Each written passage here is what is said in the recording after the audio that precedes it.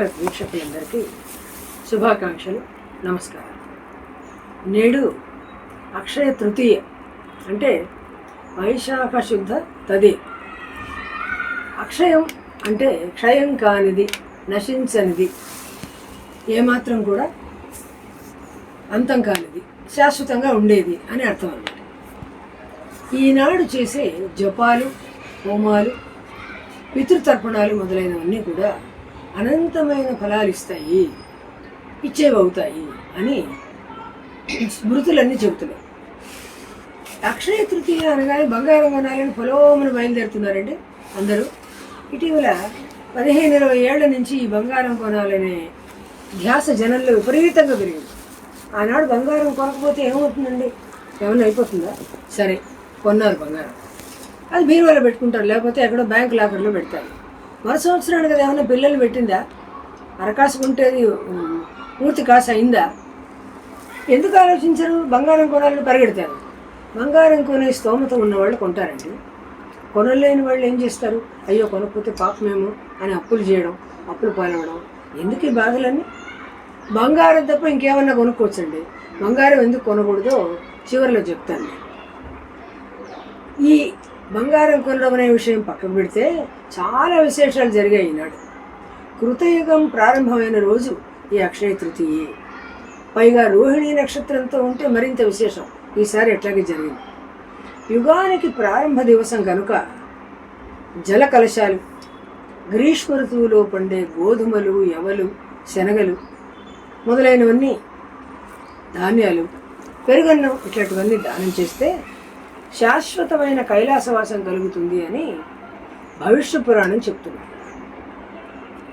ఈనాడు పితరులకు శ్రాద్ధం కూడా చేస్తారు. ఈనాడు శ్రాద్ధం ఏమిటి అంటే, మామూలుగా శ్రాద్ధం పెట్టేటప్పుడు పిండ ప్రదానం చేస్తారు. ఈనాడు పిండ ప్రదానం లేని శ్రాద్ధం పెడతారు. ఈనాడు అక్షయ తృతీయ వ్రతం చేసేవాళ్ళు కొంత ఉంటారు. వాళ్ళు ఉప్పు మానేసి చక్కెర కలిపిన పేలపిండి స్వీకరిస్తారు. కొందరు పూర్తిగా ఉపవాసం ఉంటారు. కొన్ని ప్రాంతాలలో గౌరీదేవికి, శ్రీకృష్ణుడికి డోలా ఉత్సవం చేస్తారు. డోలోత్సవం అంటారు కదా, అంటే ఆ స్వామిది, అమ్మవారికి విగ్రహాలు ఉయ్యాలలో పెట్టి ఊస్తారు. విశేషంగా పూజలు చేస్తారు. ఈ పూజల్లో కన్యలు, ముత్తైదువులు పాల్గొంటారు. పూజ తర్వాత పళ్ళు, మిఠాయిలు, నానబెట్టిన శనగలు దానం చేస్తారు. ఈనాడు మంచుతో కప్పబడిపోయిన హృషికేశ్లో ఉన్నటువంటి బదరీనారాయణ స్వామి ఆలయం తెరుస్తారు. అది కొంత విశేషం. ఈనాడు హోమాలు, దానాలు పితృదేవతలకు, దేవతలకు కూడా సంతృప్తి కలిగిస్తాయి. వీళ్ళందరికీ చేసే పూజలు అక్షయం అవుతాయి అని, అందువల్లే ఈనాటికి అక్షయ తృతీయ అని పేరు వచ్చిందని శ్రీకృష్ణుడు ధర్మరాజుకు చెప్పాడు. దీనికి సంబంధించిన కథ కూడా ఒక చిన్నది ఉందండి, అది కూడా మనం చెప్పుకుందాము. పూర్వం పెద్దగా సంపన్నుడు కాని వైశ్యుడు ఒకడు ఉండేవాడు. చాలా మంచివాడు, కళ్ళలాడడు. డబ్బు లేనందువల్ల కుటుంబంలో సమస్యలు, ఇబ్బందులు ఉన్నప్పటికీ పుణ్యకథలు వినడం పట్ల విశేషమైన ఆసక్తి ఉండేది అతను.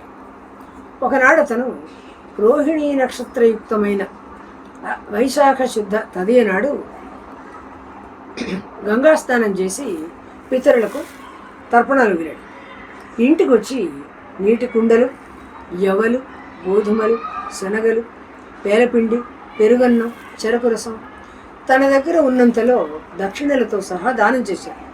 ఇట్లా దానం చేసినందువల్ల ఏమైంది? మరుజన్మలో క్షత్రియుడిగా పుట్టాడు. అప్పుడు అతనికి అఖండమైన సంపదలు కలిగాయి. ఆ సంపదలతో అతను మళ్ళీ యాగాలు, యజ్ఞాలు, దానాలు విశేషంగా చేశాడు. అయినా అతని సంపదలేమీ తరగలేదు. అందువల్ల దానం చేయడం అనేది అక్షయ తృతీయ నాడు విశేషంగా జరగాలే తప్ప బంగారం కొనడం కాదండి. ఈనాడు లక్ష్మీదేవికి, కుబేరుడికి కూడా విశేషంగా పూజలు జరుగుతాయి. లక్ష్మీదేవికి ఎందుకు అంటే ఆవిడ సంపదలు అనుగ్రహించే తల్లి, ధనదేవత. కుబేరుడికి ఎందుకు అంటే లక్ష్మీదేవి తన దగ్గరున్న నవనిధులను కూడా కుబేరుడికి అప్పగించి వాటిని జాగ్రత్తగా రక్షిస్తూ ఉండు అని నియమించింది. అందువల్ల కుబేరుడి అనుగ్రహం కూడా కలగాలని పూజలు చేస్తారు. ఈనాడు చేసే దానాల్లో వేసవికాలం కదా, అందువల్ల గొడుగు చెప్పులు, గోవు భూమి బంగారం, జల కలశం దానం చేస్తే చెప్పలేనంత పుణ్యం అని చెప్పి భవిష్యోత్తర పురాణం చెప్తున్నారు. దానాలు అనేవి మన పుణ్యానికి మార్గాన్ని సుగమం చేస్తాయి, ఉత్తమగతులు కలిగిస్తాయి. అన్నదానం నెయ్యి దానం చేసినట్లయితే అశ్వమేధ యాగం చేసిన ఫలం దక్కుతుంది అంటారు. కొందరు తెల్లటి వస్త్రాలు దానం చేస్తుంటారు. వస్త్రదానం చేయడం విశేషమైన దానం అని చెప్పుకుంటారు. తెల్లటి వస్త్రాలే ఎందుకు అని అంటే అపమృత్యు నివారణ కలుగుతుంది అంటారు. దీనివల్ల అపమృత్యు నివారణ అంటే హఠాత్తుగా మనం చనిపోతామేమో అనే భయం తప్పిపోతుంది.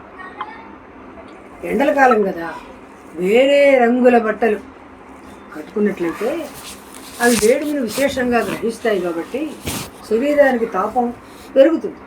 తెల్లటి వస్త్రాలు కట్టుకోవడం వల్ల శరీరానికి చల్లదనం కలుగుతుంది, మనసుకు కూడా ఆహ్లాదం కలుగుతుంది.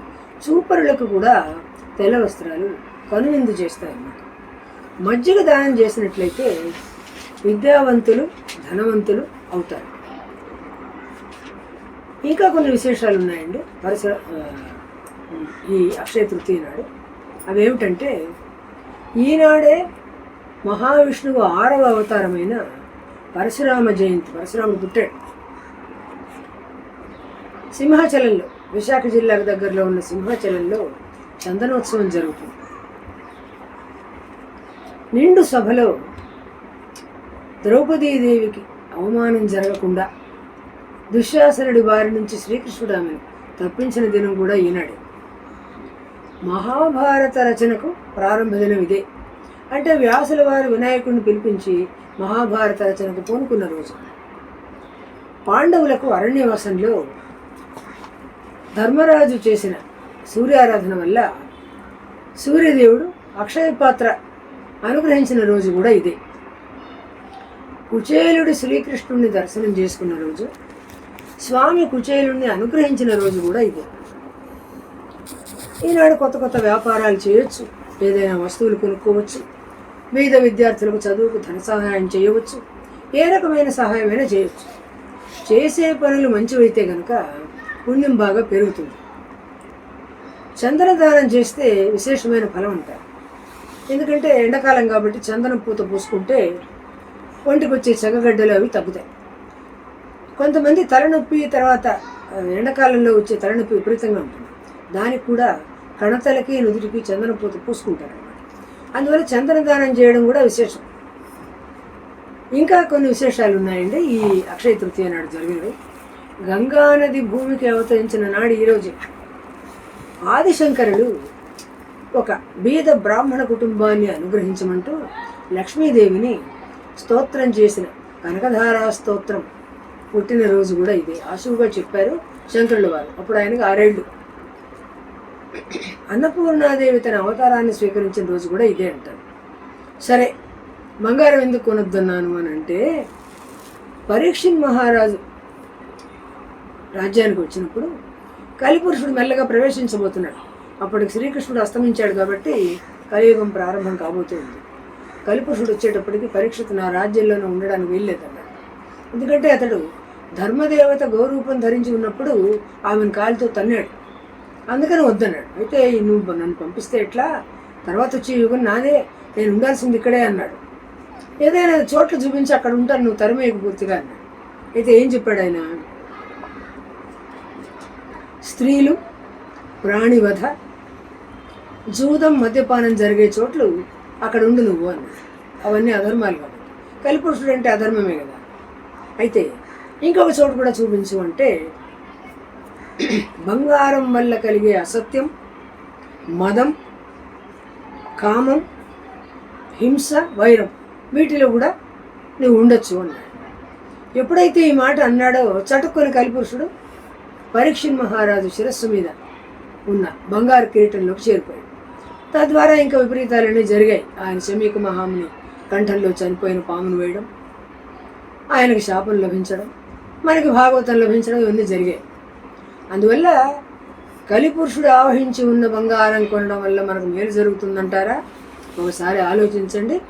బంగారం కొనకండి, వేరే ఏదైనా కొనుక్కోండి. ఇతరులకు ఉపయోగపడేవి ఇతరులకు మనం దానం చేయాలనుకున్నవి అట్లాంటివి ఏమన్నా కొనుక్కుంటే చాలా బాగుంటుంది. ఇంతకు ఈ అక్షయ తృతీయ నాడు మనం కోరవలసింది ఏమిటి భగవంతుడిని అంటే, మన భక్తి పెరగాలి భగవంతుడి పట్ల, భాగవతుల పట్ల మన సేవా చింతన పెరగాలి. ఇది మనం కోరుకోవలసింది. ఇవే అక్షయం కావాలని కోరుకుందాం అందరం కూడా. అందరికీ అక్షయ తృతీయ నాడు అన్ని శుభాలు జరగాలని కోరుకుంటూ నమస్కారం.